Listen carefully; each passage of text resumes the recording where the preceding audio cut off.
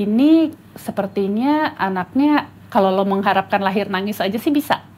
Tapi nanti sekolahnya gimana ya? Dia bilang gitu hanya dengan melihat lab aku. Ini anak tuh 5 tahun aku tunggu kok diomongin gitu pada saat aku lagi hamil 8 minggu. Itu aku baru sekali ngebentak profesor. Saat itu aku bilang, saya kesini nunggu setahun ngantri buat mendapatkan jawaban anak saya harus diapain.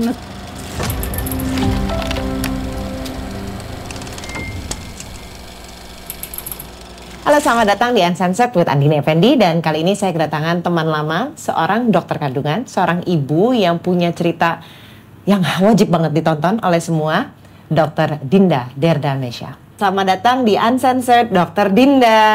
Halo, akhirnya kita udah kenal lama sebenarnya. 20 tahunan ada ya? 20 tahun lebih. Nggak, sebenarnya 20 tahun ketika kita umur 5 tahun, nggak sih?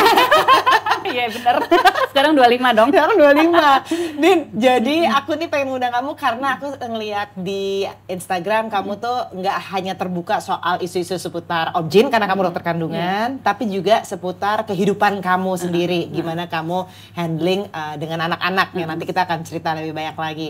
Tapi sebelumnya Dokter Dinda ini nih lahir di Jakarta 4 Februari, jadi Aquarius nikahnya. Kemudian anak terakhir dari 3 bersaudara, di mana semuanya nggak ada yang dokter kecuali dirimu. Iya. Tapi papa, almarhum papa. Almarhum papaku obgyn juga. Itu karena itukah kamu jadi obgyn? Mungkin ya, karena papaku itu almarhum meninggal aku 10,5 tahun atau 11 tahun gitu. Sebenarnya mungkin nggak banyak kegiatan yang kegiatan beliau yang bisa aku lihat ya, karena kan sibuk banget. Tapi ya pingin aja ya. Mungkin pingin jadi dokter, terus kayak pinginnya dokter yang happy, karena kan obgyn identik dengan melahirkan bayi, terus happy gitu, dibawa pulang, bukan yang kayak sakit lama, diurusin sakitnya gitu. Jadi mungkin oke, dokter dan obgyn gitu kali ya. Tapi suamimu dokter juga? Ya ini ya tipikal dokternya, ketemunya dokter lagi, nggak pernah main kemana-mana soalnya. Dokter bedah, dokter bedah apa? Urologi. Urologi, oke. Jadi yang keluarga dokter benar-benar kamu and suamimu. Kemudian tapi ibumu itu punya kondisi apa kandungannya yang akhirnya turunan juga ke kamu? Apa endrikonosis yang kamu cerita? Endometriosis. Itu apa sih? Jadi gini, ada kondisi di mana perempuan ini susah punya anak. Gitu. Jadi biasanya organ-organ dalamnya ini tuh biasa terjadi perlengketan. Ciri-cirinya biasanya nyeri haid kalau belum hamil ya, belum nikah ya. Biasanya nyeri haid lama gitu. Kebetulan aku dan kakakku tuh bukan nyeri haid.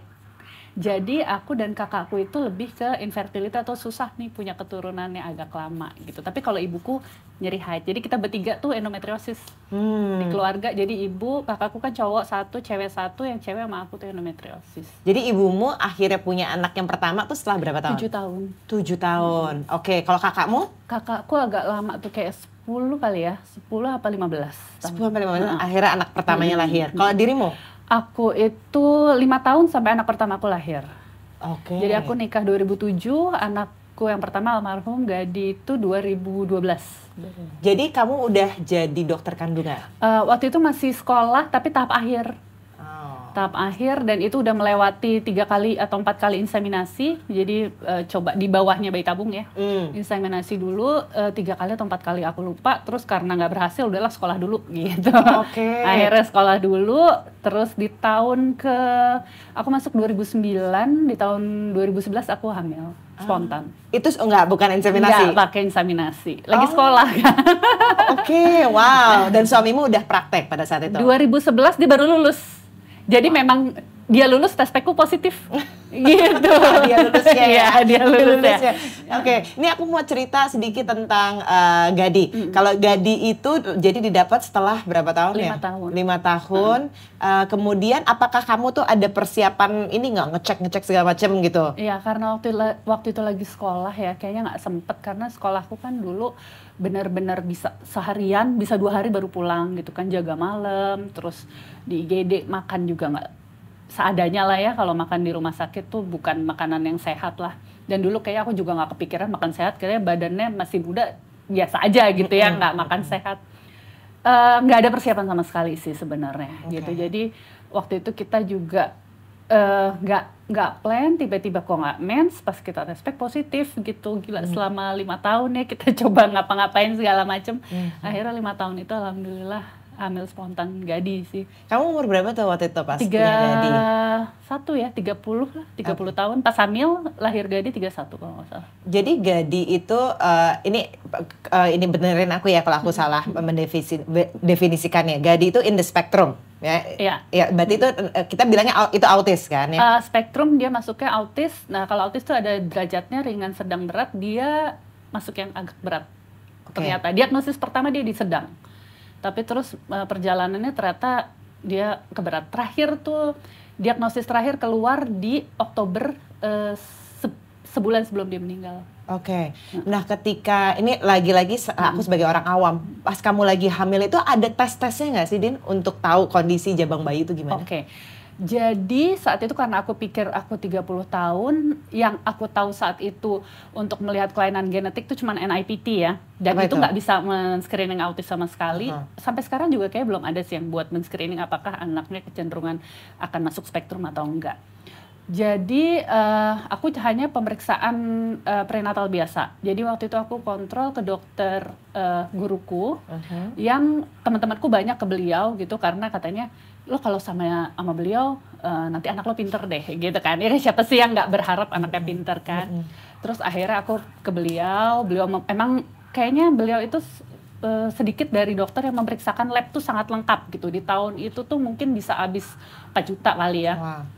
Terus habis itu aku periksa, aku cek, aku bawa ke guruku itu, terus beliau sempat ngomong, aku hamil masih 8 minggu ya, beliau sempat ngomong, ini sepertinya anaknya kalau lo mengharapkan lahir nangis aja sih bisa, tapi nanti sekolahnya gimana ya, dia bilang gitu hanya dengan melihat lab aku tuh kayak, kenapa? Iya lo makan apa aja sih, Indomie doang? Gituin, apa lu cuman mie instan doang? Itu kan aku masih sekolah ya, dan aku tinggal sendiri berdua suamiku, ya makannya juga masih nggak bener kali ya saat itu. Terus aku sedih banget keluar dari situ, aku nangis. Ini anak tuh 5 tahun aku tunggu kok diomongin gitu pada saat aku lagi hamil 8 minggu. Akhirnya aku agak nggak kuat dengan omongan guruku itu. Akhirnya aku pindah ke guruku satu lagi. Beliau juga veto maternal. Terus akhirnya nggak veto apa-apa. Maternal itu apa? Veto maternal tuh yang buat menangani ibu hamil dengan resiko tinggi. Oke. Jadi karena waktu itu aku masih sekolah, kayaknya pinginnya yang veto maternal gitu. Kalau pas udah hamil kedua kayak sama teman-teman aja deh periksa. Terus akhirnya aku ke veto maternal juga. Terus udah dia nggak apa-apa, lo minum vitamin aja gitu. Oke, menenangkan sih waktu itu. Terus aku menjalani biasa. Ya udah, ternyata memang ketika Gadi lahir, apa yang dikatakan oleh beliau guruku yang pertama ini ya, oh iya ternyata memang lab itu menggambarkan apa yang beliau katakan gitu loh. Jadi ya memang. Pas kapan tahu sadarnya kamu? Jadi kalau Gadi beda? Karena aku selama hamil tuh makan, menurutku sih bagus-bagus aja ya. Aku makan apa yang aku mau, aku makan daging iya. Cuman mungkin karena persiapannya sebelum hamil itu, masalahnya di situ kayaknya. Ngejar dari nutrisinya tuh nggak cuman pas lagi hamil, baiknya tuh dipersiapkan sebelum kehamilannya gitu. Nah Gadi ini memang karena aku termasuk ibu-ibu ambisius ya saat itu kayak kita semua adalah tiger mom. Ini anak pokoknya harus bisa tengkurap duluan dibanding anaknya temen gue gitu kan. Terus ini kok nggak mau tengkurap ya, gue udah pancing-pancing pakai mainan gitu kan. Kok dia nggak, bahkan dia nggak ngejar mainan itu gitu. Jadi ketika dikasih mainan di sini jadi mainan, terus dia kayak cuek gitu. Itu dia 4 bulan. Terus aku kan mulai, kenapa ya dia kok nggak ngejar mainan? Terus mungkin di situ orang tuaku masih yang, ibuku masih yang nggak apa-apa nanti juga ngejar gitu kan ya biasanya. Karena ya memang mungkin bukan nggak ada riwayat ya, nggak pernah tahu ada anak kecil yang nanti nggak bisa gitu. Biasanya juga bisa, kamu juga dulu jalannya lama kok, lama-lama kamu bisa jalan, sekarang bisa jadi dokter. Mungkin ibuku juga bilang gitu. Sampai akhirnya di 4 bulan aku udah bawa ke neuro anak saat itu. Dok, kenapa ya anak saya kok nggak ini? Terus dia sempat ngeliat, ya nanti dilihat lagi deh setahun gitu. 8 bulan, setahun, sampai akhirnya 9 bulan aku coba ngajak ngomong dia, ngajak main dia, tapi dia selalu kayak melengos gitu loh, kayak nggak natap. Anak kecil kan kalau diajak ketawa kan dia pasti akan ada respon ya. Kalau ini nggak sama sekali. Akhirnya di situ aku langsung, sore itu juga aku langsung bawa ke neuro anak lagi, tapi yang berbeda. Terus dia mulai kayak, ya kayaknya ini Global Delay Development. Jadi GDD awal diagnosisnya itu 9 bulan, mulailah diterapi di situ. Gitu. Awalnya masalahnya jalannya masih belum bisa berdiri atau aku lupa deh. Akhirnya belajar jalan, belajar fisioterapi lah. Sampai setahun dia ada namanya terapi sensori integrasi. Jadi memang mulainya udah awal banget ya menurutku ya. Jadi aku merasa aku nggak delay dalam mendetek dan nggak denial juga di awal gitu. Walaupun aku bilang ke orang-orang nggak apa-apa kok, nanti juga bisa. Padahal aku dalam hatinya tuh kayak harus bisa gitu. Kamu gimana, Din, perasaanmu ketika apa sih yang pertama as a mom dan sebagai dokter juga gitu, yang kamu pikirin about you? Iya, aku tuh sebenarnya aku nggak mikirin aku sih sebenarnya ya. Aku lebih mikirin si anak ini gitu, kayak ini anak pokoknya harus bisa, gue nggak mau tahu, ini anak harus bisa gitu. Pokoknya gue akan bawa anak ini kemanapun, ini anak nggak akan mungkin jadi autis gitu. Jadi kayak aku denial, sebenarnya kata-kata autis itu udah ada gitu loh di atas kepala. Cuman aku kayak enggak, ini anak baik-baik aja gitu, ngerti nggak sih? Ini anak cuma delay kok, ini cuma speech delay. Atau kalau konsentrasinya nggak bagus juga nanti juga dia akan fokus gitu. Pokoknya aku tetap percaya nih anak nggak kenapa-napa ya. Itu mungkin fase denial aku sebagai orang tua ya, kan nggak gampang juga buat nerima, dan orang-orang mungkin ngelihat aku kayak gitu jadi kayak mungkin sebagian besar kayak ya gue males deh kayak ngasih tahu Dinda gitu ya. Aku juga nggak tahu ya. Jadi kayaknya ya udah deh biar orang lain aja yang ngasih tahu gitu, kali aku nggak ngerti. Tapi ya sampai mungkin usia 4 tahun, nggak di 4 tahun, aku bawa ke dokter yang kayaknya udah banyak melihat kasus. Sebelumnya di 3 tahun ada prof di sini yang aku sampai nunggu 1 tahun karena beliau sakit. Bisa ke beliau akhirnya, terus aku bawa Gadi, terus prof cuma bilang gini, ya terus mau diapain dong? Dia gitu. Itu aku baru sekali ngebentak profesor. Saat itu aku bilang, saya kesini nunggu 1 tahun ngantri buat mendapatkan jawaban anak saya harus diapain, saya gitu. Terus kayaknya profnya juga nggak enak ya, karena ya walaupun dia tahu aku dokter juga, cuman kan ini di sini aku sebagai pasien dan sebagai anak dengan ibu dengan anak berkebutuhan khusus.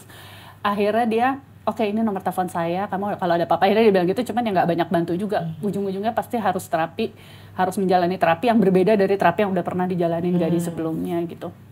Dan akhirnya 4 tahun aku ke satu dokter yang dirujuk sama teman aku, terapisnya Gadi saat itu, yang sampai sekarang kita masih dekat karena dia juga punya anak berkebutuhan khusus dan dia tahu banget gimana cara menyentuh hati ibu-ibu yang punya anak berkebutuhan khusus gitu, ngasih tahu pelan-pelan gimana cara menerima anak-anak ini gitu. Dia tahu banget deh, pokoknya sampai sekarang aku masih suka WhatsApp-an sama dia. Dan akhirnya aku ke dokter itu di Bandung dan keluar diagnosisnya. Autism middle function waktu itu saat itu, cuman sebulan kemudian aku coba bawa lagi, dia bilang kayaknya ini low function sih. Gitu. Low function maksudnya? Low function berarti dia low function dalam aktivitas sehari-hari ya. Jadi activity daily living, kayak misalnya buang air kecil, buang air besar, dia agak kesusahan gitu. Kalau misalnya tahu anak autis yang bisa gambar, jago gambar, itu dia biasanya high function. Jadi fungsi dia dalam menjalani aktivitas harian tuh bisa gitu. Ya. Kalau middle function ya dia agak kesulitan, kalau low function dia sangat sulit sekali. Jadi selalu butuh asistensi. Iya, nah, butuh. Sampai akhirnya Gadi punya adik. Iya. Dia usia berapa tuh? 6 tahun. Itu juga bukan jalan yang mulus ya, bukan yang kayak oke, aku pengen punya adik, jadilah adik, bukan yang kayak gitu. Jadi dari dokter yang di Bandung ini juga bilang ini agak sulit gitu. Pokoknya intinya sih kalau sekarang aku melihat big picture ya, intinya mereka mau bilang ke aku, kamu harus menerima anak ini gitu, kamu harus mendampingi. Mungkin gitu ya, cuman susah sih ngasih tahu seorang ibu yang masih ambisi anaknya pengen normal gitu. Aku paham banget sih mereka.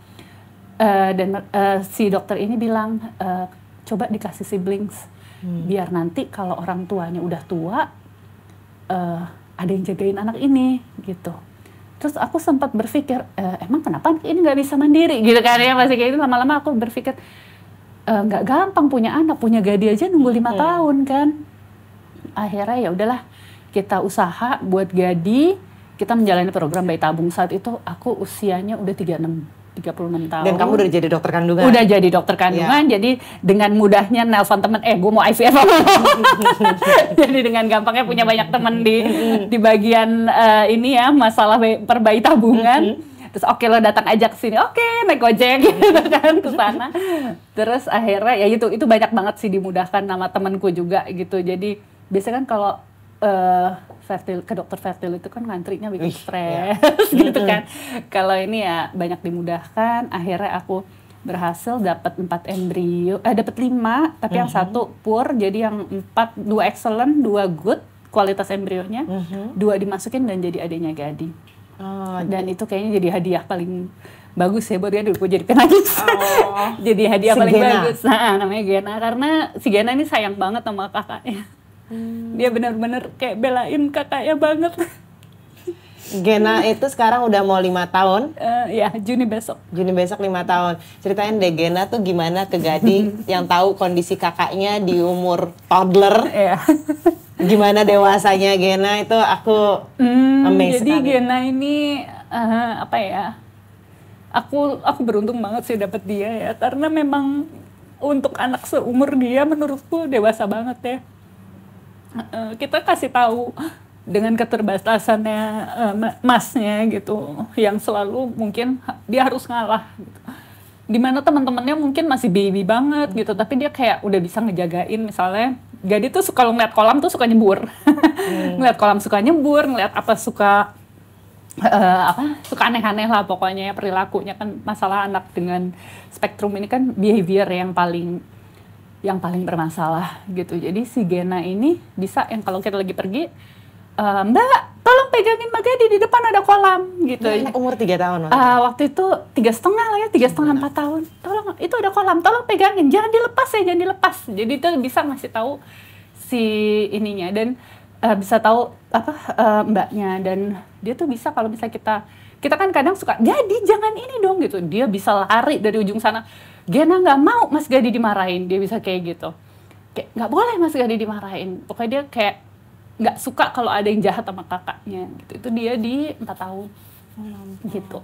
Dan aku juga sempat mikirin kondisinya Gena ya, karena aku juga tahu dari temanku kalau misalnya siblings ini nanti akan merasa minder atau apa ketika dia udah berkumpul sama teman-temannya, ngeliat kakaknya teman-teman yang bisa diajak main atau gimana gitu. Jadi aku udah minta bantuan psikolog sih untuk membantu Gena gitu untuk menemukan rasa percaya diri. Kalau misalnya dari aku tuh masih kurang, karena kan aku juga harus fokus ke Gadi, ke Gena juga gitu. Jadi aku udah mulai konsultasi ke psikolog saat itu. Jadi Gena udah dibawa ke psikolog sejak dia umur 3,5 tahun. 3,5 tahun. Ada nggak rasa dia feeling left behind? Karena semua perhatian ke kakaknya. Aku nggak merasa itu pas Gadi masih ada gitu. Tapi yang pasti aku tuh harus nidurin Gadi dulu kan, karena Gadi tuh nggak bisa disuruh tidur sendiri. Dia pasti nanti akan lari kemana tiba-tiba udah hilang aja dari kamar, nggak tahu ngunci di kamar mana gitu bisa kan. Jadi aku memastikan Gadi tidur dulu, dan kalau Gena udah ngantuk, ayo kita sama-sama nidurin masnya gitu. Jadi kita bisa tidur di kamar yang sama sampai kakaknya tidur, baru ayo kita tidur. Tapi seringnya juga Gena akhirnya tidur di kamarnya, akhirnya aku pindah di kamarnya Gadi gitu. Akhirnya aku pindahin si Gena ke mana? Ke kamarnya dia. Jadi nggak jealous apa? Saat itu nggak jealous, tapi ternyata itu dipendam sama dia mungkin ya. Karena sekarang ini kan dia juga lagi menjalani terapi karena grievingnya ini kan, ditinggal kakaknya. Nah itu keluar semua di situ. Aku dulu suruh harus ngalah sama Mas, sekarang aku udah nggak lagi gitu. Itu keluar sama dia sekarang setelah kakaknya nggak ada. Wow, Gadi itu ninggalin kita tahun lalu ya? November 2022. Waktu itu keadaannya dia kecelakaan. Itu kamu lagi di mana? Aku lagi operasi. Jadi gini, Gadi ini nggak bisa nih yang cuman duduk nonton TV, itu susah. Dia harus punya aktivitas fisik. Entah itu berenang, entah itu lari, entah itu main bola, entah itu main sepatu roda. Pokoknya aktif harus keluar gitu. Dia kalau gini dia kan bosan. Kalau dikasih iPad, mungkin banyak lihat anak dengan spektrum nonton iPad senang ya. Dia kalau udah bosan dia akan banting itu iPad gitu. Jadi iPad di rumah tuh udah diservis berkali-kali karena rusak. Terus dia itu hari itu itu dia mau nginep di rumah terapisnya karena memang si terapisnya ini baik banget sama kita. Yang di Bandung? Enggak, udah di Jakarta. Dia terapinya udah di Jakarta, udah yang datang ke rumah. Tapi saat itu terapisnya tuh kita punya perjanjian kayak ibu, biar ibu bisa istirahat sama bapak, seenggaknya seminggu sekali di tempat saya aja gitu. Jadi pulang sekolah biasanya main di rumah nginep di rumah terapisnya gitu. Dan itu udah berlangsung dari 2021 lah ya. Pas Gadi udah lumayan agak gede, udah 9 tahunan. Nah, terus udah gitu aku yang oh ya udah saya siapin ya bajunya semua karena besoknya masih sekolah itu hari Kamis. Biasanya nginepnya hari Jumat, tapi ini kayak udah Bu, dari hari Kamis aja nggak apa-apa biar belajarnya juga fokus gitu. Oke, karena kalau di rumah dia udah nggak mau belajar lagi. Akhirnya udah disiapin semuanya, terus aku operasi lah. Pas aku selesai operasi aku lihat handphone tuh miss call banyak banget. Terus aku coba scroll, ada satu WhatsApp dari nomor yang gak aku kenal, ternyata itu yang nemenin Gadi naik motor. Jadi karena dia itu rewardnya diajak jalan muter-muter kompleks doang naik motor, jadi saat itu si pengasuhnya diminta terapisnya si Gadi bawa puter dulu deh, habis biar dia semangat pas pulang belajar karena dia tuh seneng banget aktivitas di luar gitu. Akhirnya terapisnya tuh pengasuhnya ngisi bensin dulu. Ngisi bensin dulu deh, bawa jalannya ngisi bensin, habis itu baru pulang gitu. Nggak jauh sih, dari rumahnya paling 3 kiloan ya, 2 kilo, 3 kiloan. Terus habis itu pas keluar pom bensin itu ditabrak dari belakang. Gitu, untuk kronologisnya mungkin aku kayak sampai sekarang aku nggak pingin tahu ya. Tapi orang yang nabrak sih datang ke rumah, udah minta maaf, dan dia bilang memang dia nggak lihat. Gitu. Dia nggak lihat, mungkin saat itu dia lagi main handphone, cuma dia benar-benar saya nggak lihat gitu dia bilang. Ya kita curiga dia mungkin lagi ngelihat handphone atau lagi apa ya, cuma kita nggak, ya udahlah, maksudnya udah nggak ada yang bisa mengembalikan, jadi kita udah. Jadi Gadi jatuh di situ kemudian dibawa ke rumah sakit langsung. Iya, tapi pas kita tanya sama pengasuhnya, dia sempat gerak atau enggak, dia langsung nggak berespon dibilangnya. Gitu. Terus habis itu aku telepon suamiku, aku pertama telepon kakakku dulu karena di WhatsApp yang aku habis operasi itu kakakku bilang, "Udah cepetan telepon, kalau udah selesai telepon ke rumah apa pulang ke rumah gitu." Aku lupa. Aku telepon kakakku nggak mau bilang, dia cuma bilang Gadi ada kecelakaan. Terus aku telepon suamiku, ternyata dia udah jalan ke rumah sakit. Dia bilang Gadi gimana? Aku tanya Gadi gimana? Dia bilang Gadi DOA tuh death on arrival ya. Jadi saat masuk ke rumah sakit tuh udah nggak ada. Dan suamiku kan dokter bedah ya, jadi dia dulunya tuh terbiasa menerima pasien dengan kondisi apapun, kecelakaan lalu lintas tuh dia biasa gitu. Jadi memang pas kecelakaan itu semua yang beresin suamiku. Jadi suamimu yang visum? Iya, dia yang visum, mana lukanya di mana gitu, ngobrol ya sama dokter jaganya juga sih, cuman kan dokter jaganya mungkin masih muda ya, jadi suamiku ini yang lukanya di sini gitu, dia yang beresin semuanya sih saat itu. Jadi papanya sendiri yang visum anaknya? Iya. Nggak tahu ya, aku juga sampai sekarang kalau ngelihat beban mentalnya dia mungkin besar banget ya si suamiku itu, karena dia mungkin sampai sekarang masih benar-benar keputer semua gitu loh, gimana dia memvisum anaknya, dia ngazanin anaknya, mandiin anaknya, sampai akhirnya nguburin anaknya tuh dia kalau di makam tuh masih nangis sesenggukan karena dia inget banget ketika dia harus di liang lahat menerima si jenazahnya dan menghadapkan wajahnya si Gadi ke arah kiblat itu, dia selalu masih nangis karena inget itu gitu. Aku kayak nggak bisa ngebayangin sih. Gitu. Wow. Terus kamu gimana setelah ini, kamu kok bisa cerita? Ya. Setelah dari November ke sekarang ini cepet banget loh, Den. Tapi kamu bisa cerita gitu loh. Sebenarnya aku tuh cerita tuh pingin karena buat aku tuh pertama itu part of healing sih menurutku, menceritakan Gadi gitu, karena banyak sekali yang bisa diambil sebagai pelajaran ya, sebagai informasi juga, mungkin awareness juga untuk orang-orang yang nggak pernah kenal dengan anak dalam spektrum gitu. Jadi aku pingin banget orang-orang tuh aware pertama, kedua mereka paham dan bisa punya empati yang tinggi gitu loh ke anak-anak ini gitu. Kalau aku cerita tuh aku kayak ada beban yang banyak berkurang gitu loh, ngerti gak sih? Kayak setengah bebanku tuh kayak oke, gue udah gue cerita tentang Gadi, kayaknya sedih gue tuh gue bagi-bagi ke orang. Enggak ya, itu yang gue rasain sih kayaknya, apalagi orang yang kenal Gadi tuh pasti kayak tahu banget.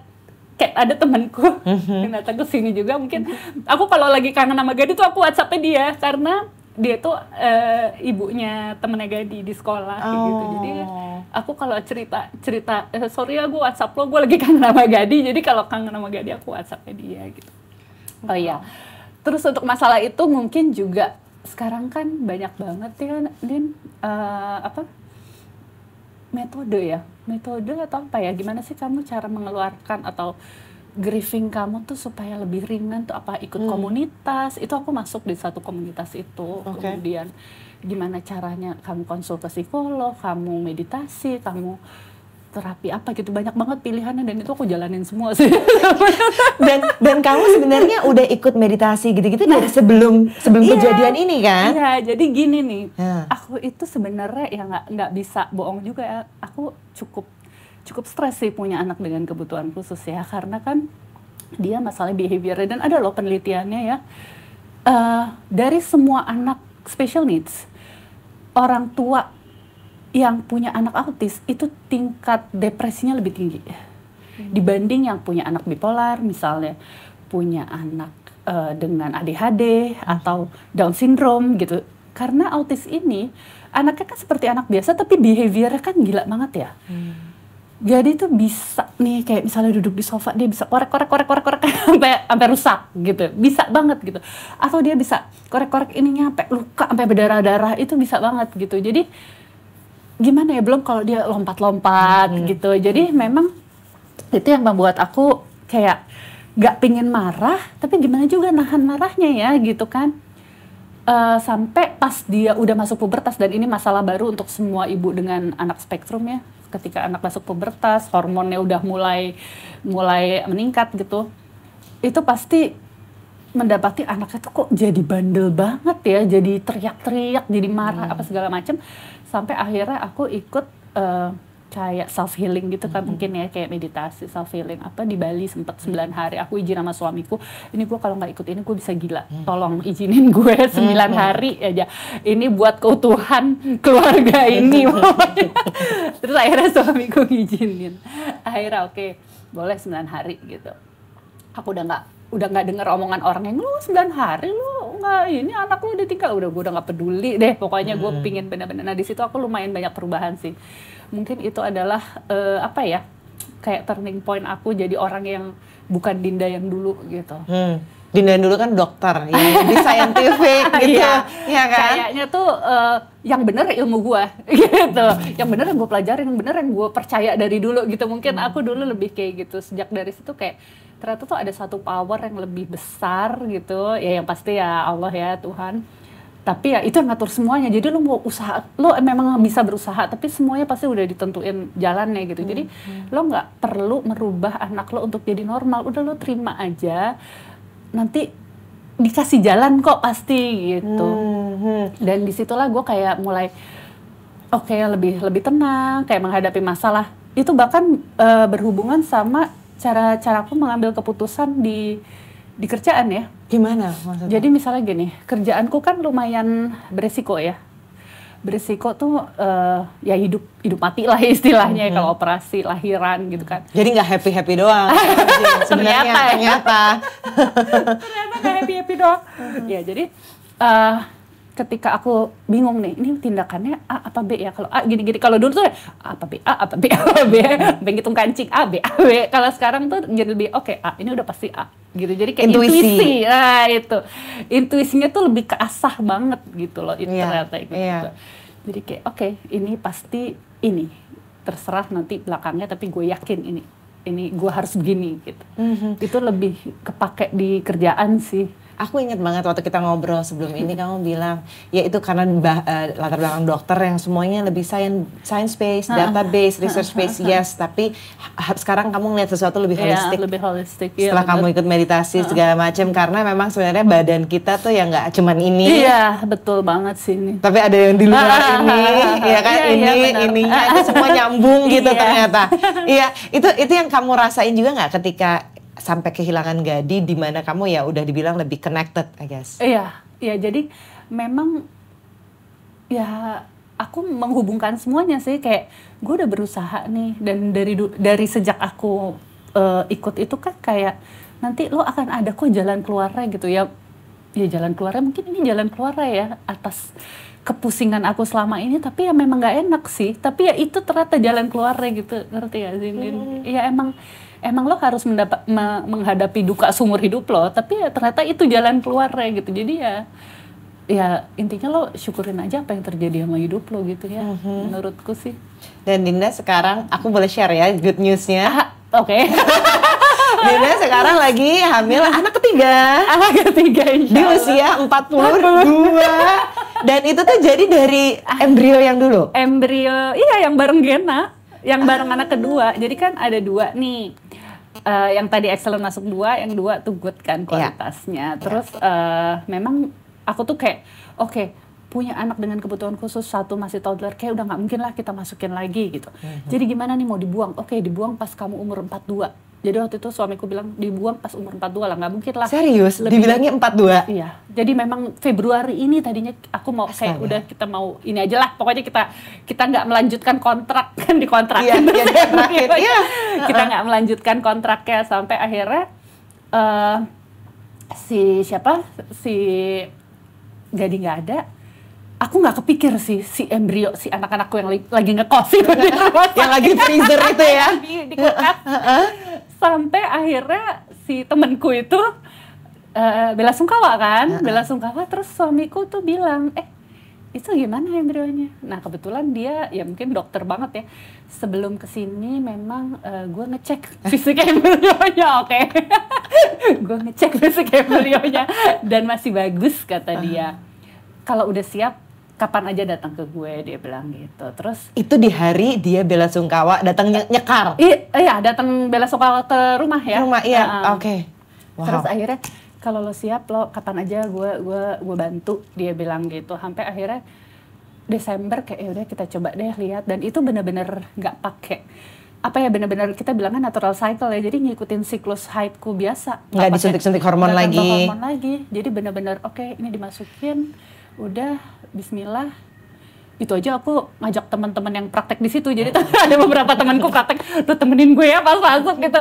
Terus pas lagi embryo transfer juga ya udah pokoknya di bareng teman-teman lah, ada bertiga gitu kita. Akhirnya ya udah Bismillah, chance-nya 20% saat itu. Terus pas positif, aku bilang ke temenku, "Dok, positif." Oh gitu. Lo juga kaget kan? Gue nggak mau GR dulu, lihat dulu nanti 2 minggu lagi, sampai akhirnya ada babynya, ada denyut jantungnya, dia kayak langsung Sekarang udah lewat trimester pertama kan? Trimester pertama udah ya? Ya. Alhamdulillah, insya Allah lancar. Itu knowing what you know now, pengalaman dengan Gadi, dengan Gena, terus udah gitu sekarang hamil di umur 42. Kamu ada nggak yang kamu lakuin ekstra lagi? Prevention, I guess. Itu yang kita harus bahas juga. Jadi gini, mungkin semua orang pada mikir kayak, kok lo berani sih hamil lagi? Maksudnya dengan riwayat anak pertama lo kayak gitu. Maksudnya bukan kayak gitu, maksudnya dengan keterbatasan gitu. Lo nggak tahu genetik di keluarga lo juga lumayan tinggi, karena sepupuku tuh juga lumayan banyak yang masuk spektrumnya. Itu kamu udah tahu dari sebelumnya? Kan baru 1, abis Gadi ada beberapa. Oh jadi ini generasi berikutnya. Oh ya Allah. Gitu. Jadi waktu itu ada sepupuku 1, terus karena kita nggak begitu, maksudnya jarang ketemu, jadi nggak terpikir lah saat itu ya.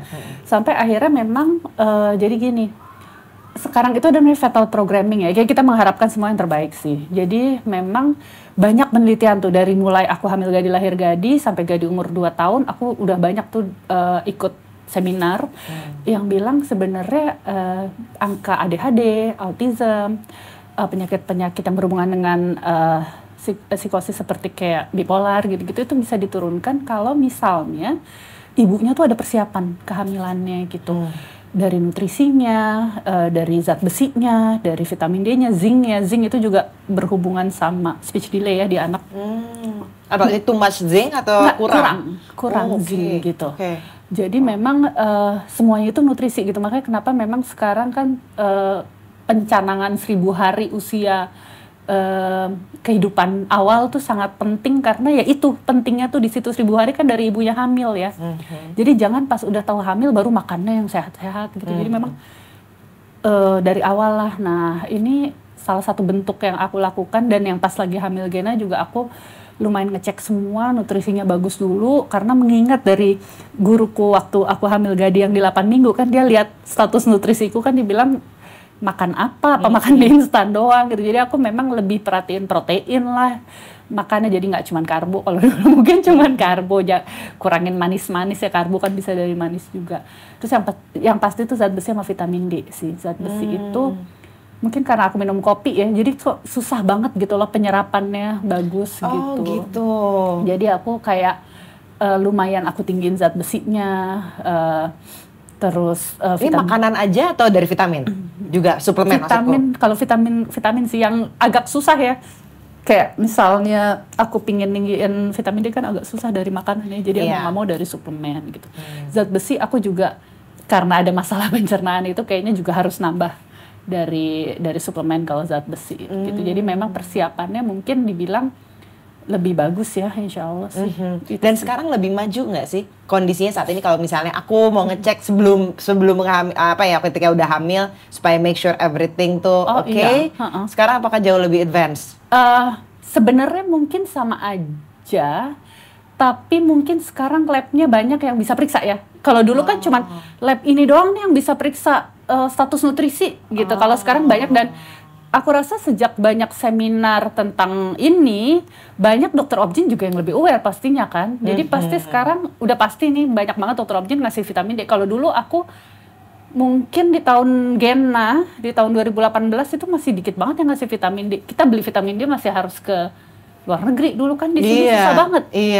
Cuman ada yang dosisnya rendah gitu, dan itu kan sejak COVID baru mulai banyak sekarang. Bener Jadi banget. sekarang memang lebih banyak orang tahu, dokter-dokternya juga lebih update ya ilmunya, dan labnya juga banyak pemeriksaannya yang udah bisa ngelakuin. Kalau dulu kan cuma mungkin lab-lab tertentu yang gede-gede, sekarang lab yang kecil juga udah. Jadi harusnya kita lebih bisa well prepare untuk itu gitu. Akhirnya jadi setelah kamu ada pengalaman dengan Dadi, kemudian sebagai pasien juga ya datang ke dokter minta pertolongan, tapi kok rasanya sampai marah gitu kan, kok lo gak sensitif banget gitu. Ada nggak yang berubah dari kamu ketika kamu as a dokter ke pasien? Pasti berbeda ya. Jadi aku juga sempat merasa saat aku menjadi aku tuh jadi berubah, lebih empati, lebih sensitif, lebih ngurusin lebih dengerin banget lah Tuhan kecil apapun dari pasien.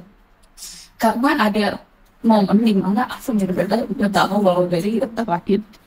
Aku tuh sampai nanya ini harus didengar, ini sudah punya amat spesialis. Karena dia tuh lebih ngerti pendekatan gimana dan membuat aku lebih comfort gitu loh, buat menerima sarannya itu gitu. Dibandingin dokter-dokter yang lebih mikirin ini penelitiannya begini. Teorinya begini, lo harus gitu. Dibandingin kayak gitu, aku lebih yang kayak penyampaiannya beda sih. Dan itu berasa banget, dan itu yang aku mau buat cara komunikasi gitu. Bahkan ketika pasien aku datang dan dia cerita punya ataupun special needs, itu tuh aku bisa sama oke, jadi gini bukan. Itu benar-benar terjadi awal. Jadi nanti kita akan periksa gini sampai akhirnya kita bukan curhat selalu dokter pasien sih. Jadi aku bilang kalau anak saya juga ini pertama ini, dan saya bilang lah ke ketua saya melakukan ini dan aku sharing juga ke si pasien ini gitu. Jadi kamu jadi benar-benar jadi manusia, Mbak. Iya kan? Nggak ada robotnya emang, dan nggak dari orang ini manusia gitu, dari manusia. Tapi gimana hubungan antara ini, aku tahu kalau misalnya punya anak special needs, gitu udah ada nikah juga gitu di situ, terus sekarang aku hamil lagi. Hubungan sama suami itu gimana? How to maintain kayak supaya ya tetap ada gitu ya, tetap ada fire-nya. Jadi gini ya, dulu dia waktu punya GED, aku tuh kayak bingung banget lah nyari sekolah, nyari apa segala macam. Aku juga sama ngomong meeting soalnya deh. Nggak bahas. So, bingung kan? Kamu mau nggak? Aku cuma orang Australia gitu. Biar anak ini jadi bisa di sekolah yang nggak tahu, karena di situ ini kan lebih bagus pendidikannya. Aku mikir kayak ini buat kayak di mamanya. Aku tuh berpikir kayak gitu. Udah di mata kayak penting nih anaknya. Kalau di pemerintahan Australia ini lebih keurus nih anak gitu.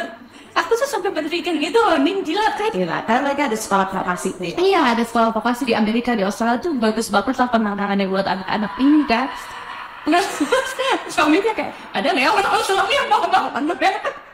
Ya makanya sampai kayak gitu, aku tuh sampai berpikir gitu, atau sampai kayak gimana kalau kita bisa, jadi kita punya waktu istirahat. Kita kan anak-anak ini kan 24/7 banget, jangan harus benar-benar. Apalagi kalau libur lebaran ya, itu anak tuh kan benar-benar nggak pulang sekolah juga, ini libur, jadi kan benar-benar harus dijagain terus. Itu sampai loh kayak kita bisa ngomong aja, jadi seminggu aku, seminggu sama kamu, gitu kan biasa. Itu ide gila dari aku sih, tidak pernah keluar dari pikiran suami anak. Tapi Karena kamu masih di masa ketika kamu emang juga lagi pusing juga. iya sih, nah, sampai ya udah mungkin ini semua jalan keluar like, dan suamiku banyak berubah atas kejadian kehilangan kayak begini. Berubah gimana? Ya berubah jadi lebih baik, lebih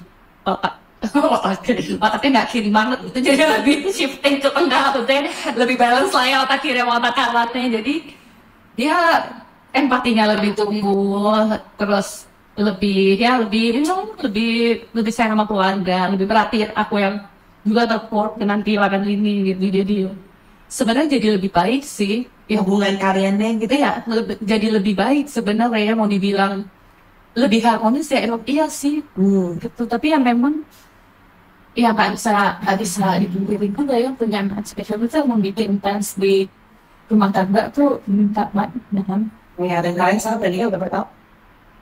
gue itu 2017. Wow. Itu 2007 itu berapa ya? 15. 16 ya. Wow, 16 tahun. 16 tahun dari mulai jadinya mungkin mulai cobaan kita itu pas ya di usia 3 tahunan kan ya. Jadi 5 tahun kita tuh kayak ya happy aja kan, maksudnya kan nggak ada yang bikin kita pusing gitu. Tapi temanku tuh banyak sih, coba aku tuh sebanyak ya. Itu nggak salah juga. Dan saya cuman orang itu beda-beda, bukan.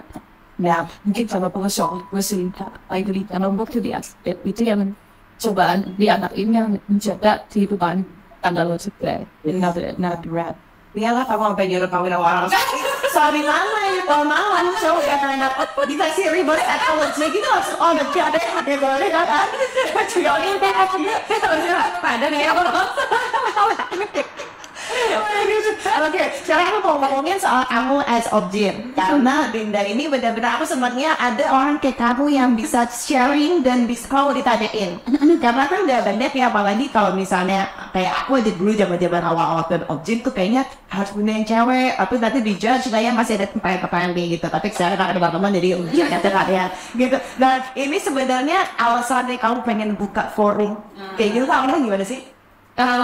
Jadi mungkin awalnya tuh banyak teori-teori yang menurutku kok salah ya di luar sana gitu. Itu kan sebenarnya nggak benar, tapi mungkin karena si satu influencer marketing itu, jadi semuanya menganggap itu benar. Kayak sih contohnya kayak ini tuh sering banget kamu temuin gitu. Oke, jadi kalau misalnya yang kulihat ya, ada yang waktu seperti pernah dengar nggak? Jadi yang dilahirin bayinya berikut dengan ari-arinya keluar dan dibiarin sampai itu sendiri. Jadi si bayi itu tetap pakai plasenta, ari-arinya yang gitu, terus dikasih oral apa? Mau menunjuk apa dia nggak terlalu. Itu kan pasti dari versi sebenarnya, tapi sampai ada FSA, ya semuanya jadi bikin kayak gitu. Padahal kan nggak semua kondisi itu baik ya, takutnya kan infeksi apa malah virus gitu. Dan evidence-nya lagi balik kalau kedokteran kan selalu dilihat dari evidence-nya itu kan belum ada. Jadi awal mula sih pingin kasih tahu gitu loh, tapi dengan cara yang nggak sok tahu. Dan kasih tahu dengan cara yang nggak sok tahu, gimana caranya? Coba dari Instagram aja dulu, itu akhirnya aku mencoba dengan bahasa biasa aja gitu. Karena kan kalau ngeluarin jurnal ini itu salah gitu kan, kayak menggurui banget. Nah, aku tuh nggak pingin yang kayak Ya nggak, jadi kamu tuh approach itu nggak intimidatif. Iya. Ya mungkin itu ya, karena aku juga kalau mau ngasih tahu temen juga nggak kayak ngasih tahu temen aja kan nggak bisa kan bilang kok salah kok itu salah banget gitu kan, nggak bisa kan. Temen pasti kayak ya cara temen lah lebih baik gitu loh, lebih pendekatannya lebih baik. What about ini? Karena mungkin yang lebih relevan sama kita dan aku ngelihat banyak juga yang udah terjadi. Kalau hamil di usia 40, dan aku ngeliat banyak contohnya berhasil, memang banyak dari bayi tabung juga sih kasusnya.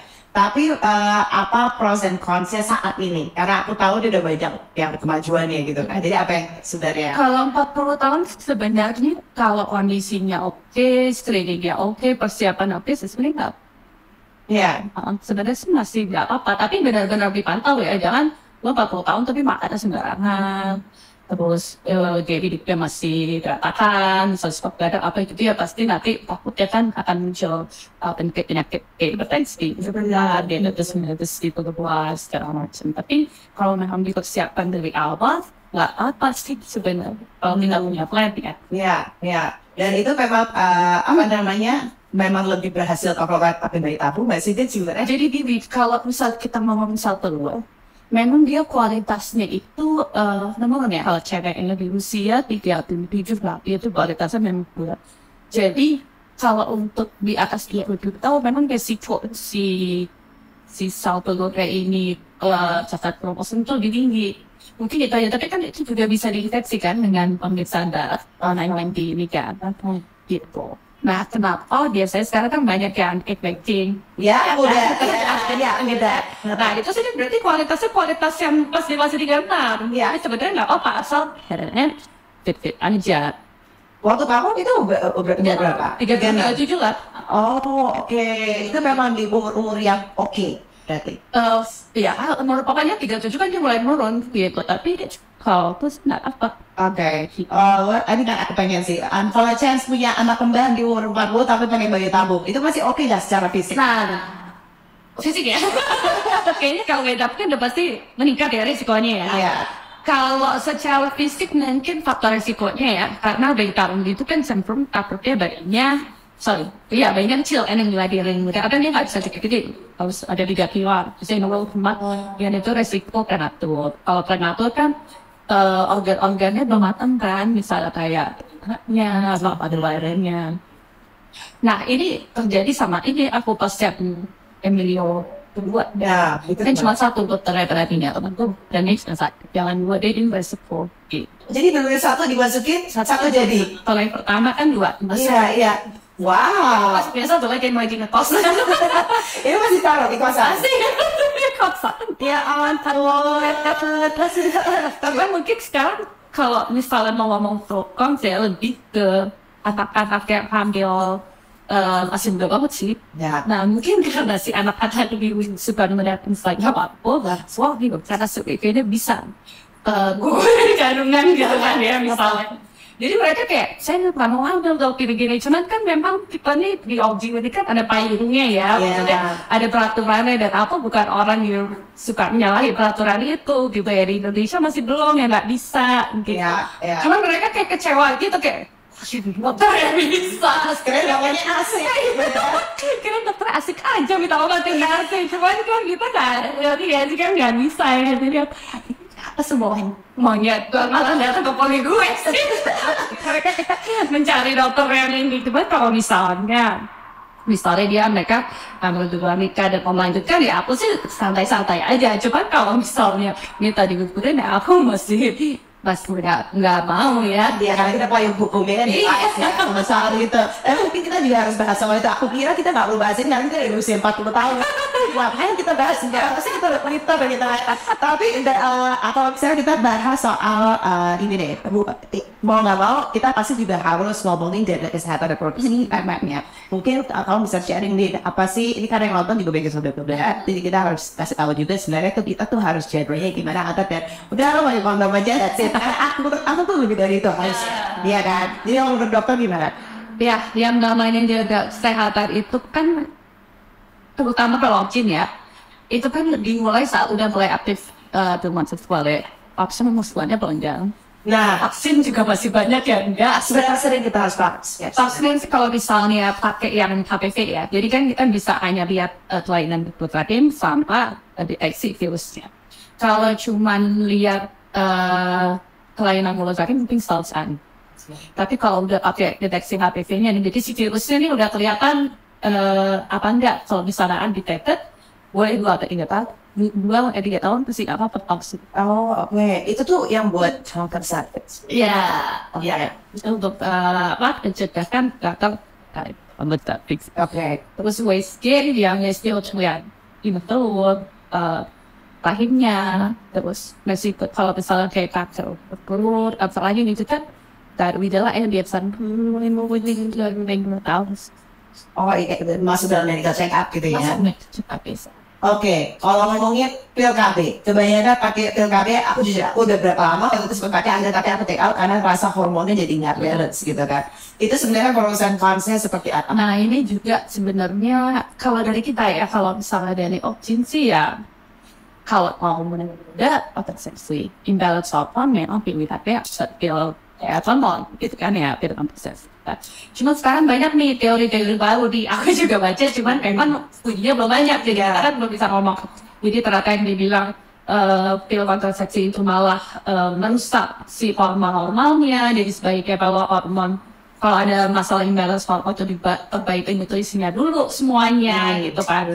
Banyak yang banyak. Jadi ini dokter yang pro OCP apa enggak ya, pro obat-obatan mineral apa enggak? Aku sih sebenarnya kalau misalnya permasalahannya itu masih tinggi, dia diberesin dulu olahraganya, makanannya karena memang first line-nya tuh lifestyle kok. Ya, Gitu. pikiran juga ya. Itu juga pikiran juga tidur. Ya. Waktu tidur kurang, insomnia itu memang bisa pengaruh ke hormon secara keseluruhan. Jadi memang itu dulu diberesin. Kalau itu ya udah beres, masih berantakan juga. Atau misalnya mau plan punya anak nih 3 bulan ke depan nggak spesial, udah baru dibantu pakai hormon. Jadi untuk yang masih awal banget, basic banget, coba deh dibenerin dulu. Apalagi kalau tahu lifestyle masih berantakan gitu. Jadi yang diberesin. Oke, jadi kamu nggak terlalu condong tidak memakai Ya, sebenarnya tadi bilang aku jadi manusia. yang nulisnya nanti aku datang dulu Oke, di sana lo ngomongin dari segala pengalaman kamu ini nih ya, udah dari proses healing yang kamu lewati selama ini dengan Daddy, dengan Dena sampai nanti ini anaknya depannya dia juga nanti Kayak dia si Gena yang nilai apa kita ya dia mau nyapa apa lucunya. apa sih yang diajarin oleh anak-anak Anda pada kamu? Aduh banyak banget, terutama dia diajarin anak-anak aku kan banyak banget PRC-nya nak. Kayaknya lebih banyak dari apa yang aku dapat dari sekolah, lingkungan, dari orang tua. Bukan mungkin orang tua aku nggak ada apa SD ya. Banyak banget sih, bener-bener gimana cara kita itu nggak egois, itu udah pasti. Gimana cara kita lebih punya empati, bukan mikirin maksudnya mikirin orang, tapi mendengar yang mendengar Tuhan orang gitu. Nggak jadi orang sombong, itu banyak banget kayak dia tuh yang kayak nahan seperti aku gitu loh, supaya aku nggak terlalu nggak terlalu terbang tinggi jauh gitu, kayak harus tetap cicak ke bumi gitu loh, jangan melawan orang. Dan kalau yang pertama jadi dari mulai cara aku membesarkan Gadi yang harus saudara itu, cara aku membesarkan Gadi, ya sampai aku harus melewati fase frustasi waktu kemana-mana, psikolog ya terutama untuk aku, sampai fase aku kehilangan Gadi itu benar-benar merubah aku dan mengajarkan aku bagaimana menjadi manusia. Ada kekhawatiran nggak dengan yang sekarang tuh? Aku cuman khawatir proses persalinan sih. Ya, aku cukup yakin gitu dengan pencegahan yang kita lakukan. Maksudnya pasti ada pencegahan yang kita lakukan. Selebihnya harus akan ke optimis. Tapi untuk proses persalinan aku agak juga karena memang kondisi aku yang MPTS ini kan ada berkaitan dengan jadi mungkin kalau melahirkan proses persalinan ada komplikasi ya. Memang itu sudah terjadi di persalinan pertama dan kedua, dan mungkin yang ketiga aku mau sama dokternya mencoba operasinya. Oke.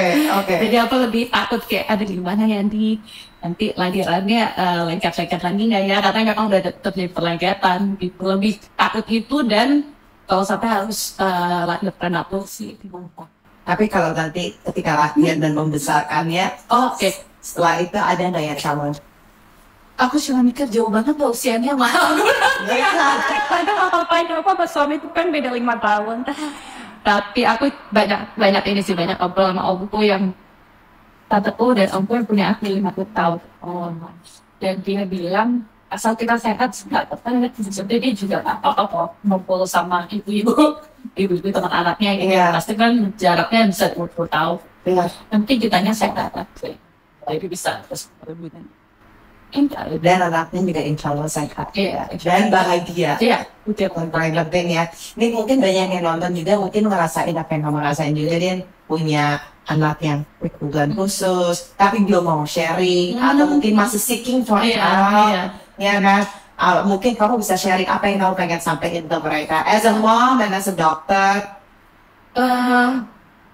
Sebenarnya cari komunikasi itu sangat membantu banget sih. Itu daripada kita tahu sendiri, kita cari tahu sendiri, kita mendapatkan informasi yang mungkin makin membingungkan, karena memang metode terapi cuma macam-macam. Tapi mana yang terbaik itu sebenarnya kita lihat anak kita.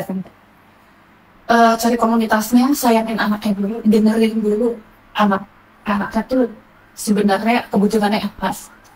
Baru habis itu belajar untuk kayak apa mau cari komunitas dan cari. Tapi yang menurut kita sebagai orang tua gitu. Jadi kalau aku sih lebih ke cocoknya antara apa sih? Aku akan jalanin dia dengan dia, bukan dia dengan dia yang kata orang A yang gak punya anak semacam itu. Aku lebih itu sih. Tapi yang pertama harus mencintai anak. Dan jangan lupa cintai diri kita. Juga penting. Sampai kehilangan diri kayak gitu. Itu aku nanti kehilangan itu waktu itu kan. Itu yang paling penting. Thank you so much for sharing. Thank you so much. Aku rasa sesuatu. Thank you banget. Ya ampun, tepat banget. Thank you so much. Daripada saya kasih uang untuk mereka bisa beli makanan, lebih bagus saya mengajar mereka bagaimana mereka bisa bikin makan mereka. Ya mimpi saya bantu masyarakat di sini sampai mati. Thank you for watching. This program is part of Cauldron Talks. Selain di YouTube, teman-teman bisa nonton di Facebook Watch dan dengarkan di Spotify atau Apple Podcast. Cari Cauldron Talks. If you enjoy it, please share with others.